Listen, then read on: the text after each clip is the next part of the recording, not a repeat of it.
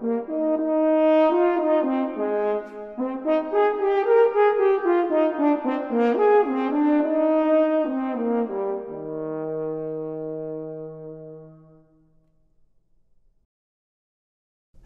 my name is James Boldin, and I'm the horn professor at the University of Louisiana, Monroe.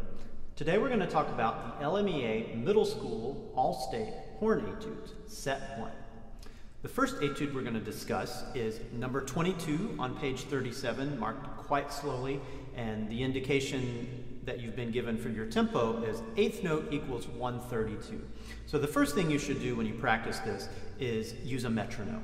I think that's really important from the very start, that you practice feeling exactly where the beats are.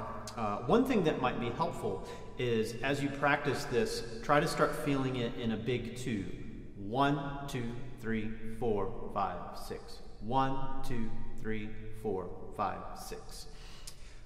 Most of the breath marks are pretty self-explanatory. I would aim for about every 4 measures.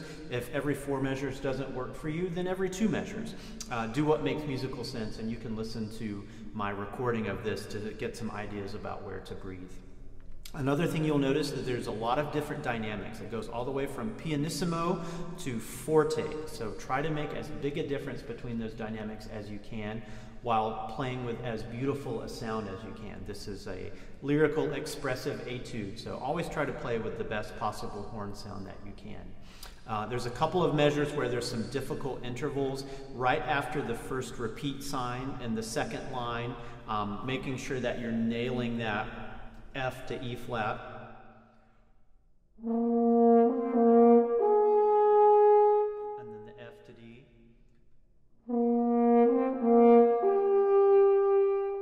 Buzzing it on your mouthpiece can be helpful. Actually singing the notes, if you feel comfortable doing that would be very helpful.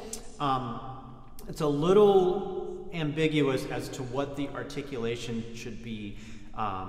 In every measure you have a dotted eighth followed by a 16th followed by another eighth note, and that last eighth note in those group of 3 notes has a dot, but it's connected by a slur. I interpret that as a legato tone.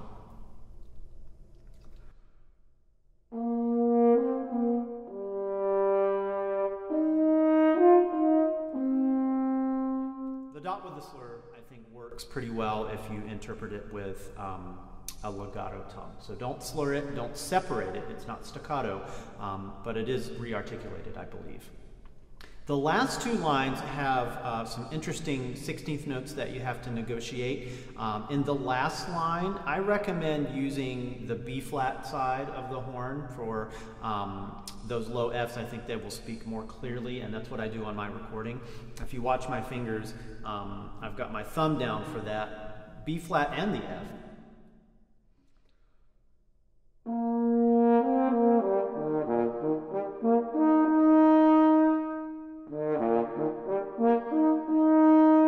And in the third line from the end, it doesn't have the 16th notes, but you do have some notes that go below the staff.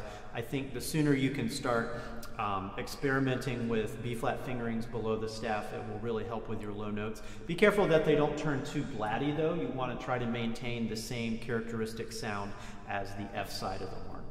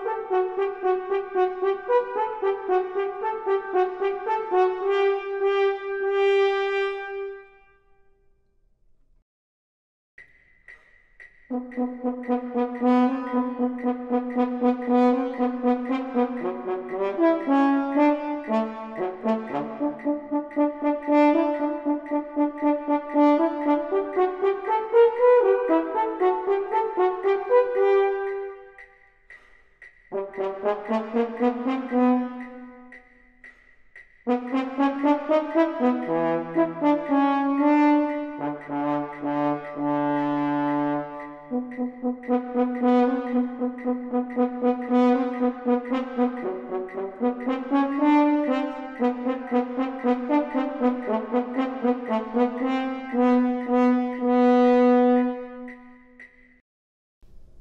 next middle school all-state horn etude we're going to talk about in set 1 is page 43, number 29, the Allegro assai. Allegro assai just means pretty fast, or could even mean extremely fast. The marking you've been given is quarter note equals 1/16, which I think is plenty fast to make sure that the 16th notes speak clearly. You'll notice that there are SFs, sforzatos, which is a pretty brilliant accent. You're going to want to lean on that with your air and with your tongue to make sure that we hear that da da da da da da da da da. Really give it a lot of emphasis. Another thing regarding those same measures is make sure you do those crescendos from piano up to the sforzato and then come back down where it's indicated. Staccato, as separate as you can make these notes just really crystal clear. Imagine you're, hitting each note with a little hammer, and it's just giving you a little perfect peal of sound like a bell. Da, da, da, da, da. One thing you can do that might be helpful is to actually practice it legato to make sure that your air and embouchure are working correctly with a more lengthened note value or more lengthened articulation than the separate ones. And I'll demonstrate.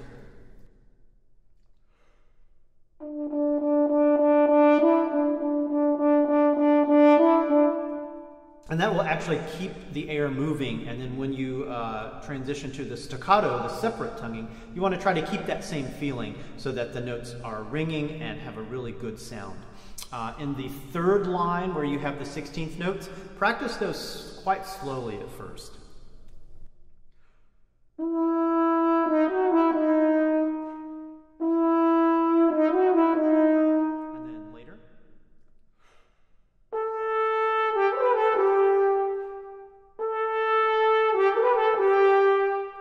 Making sure that they're nice and clear. Make sure that you know that an A sharp is going to be fingered thumb 1, so B flat side of the horn, thumb 1, the same fingering as a B flat. A sharp is enharmonic with B flat. And then the E sharps are enharmonic with F natural, so you would play that thumb on a double horn. And one of the things that I've done with this recording is, because this is a duet, even though you don't have to play the second line, I went ahead and recorded the second horn part with a metronome so that you can play along with it and practice hearing how the harmonies work. So good luck with both of these etudes in this middle school all-state set 1.